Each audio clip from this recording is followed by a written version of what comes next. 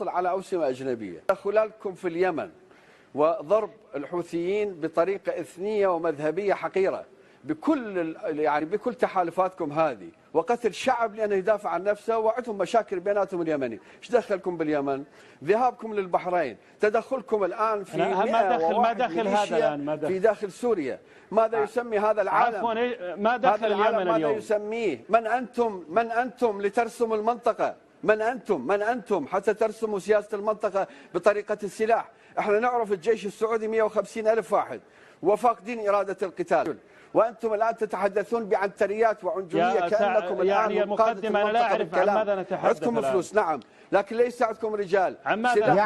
يا عزيزي خلينا نلتزم بالسؤال. أنا سأرد على هذا الأفاك الذي أمامك، هذا الذي كان يخدم إيران وخدم الأمريكان بنفسه. هو هذا. نحن رجال غصبا عنك، ولو كنت رجلا لواجهتنا بدون إيران، لكنك تحتمي خلف إيران، ولكن سندوسك أنت وإيران والأيام بيننا. هذه أولا. ثانيا، إذا تحدثت عن هذا الموضوع أرجو أن لا يذهب ويهرب من الموضوع ليتحدث عن اليمن ويتحدث عن ما إيران بنفسها قالت أنها تحتلكم، وقالت أنها في عاصمة الدولة الساسانية، ولم تقل كلمة واحدة. لقد سكت مثل المرأة، والآن تريد أن تعلمنا.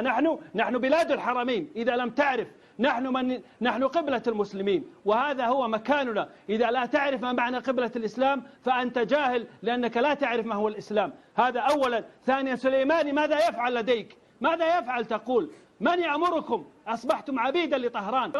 عراق الزمن الماضي الذي كان يرسم، التي كانت إيران تخشاه وكانت تسجد له، الآن أصبحتم أنتم من يسجد لإيران. تبا لك إذا كنت سعيد بهذا أن تكون عبدا. هذا غير مقبول أبدا، غير مقبول هذا المنطق. فهو هذا قدر. يعني ممكن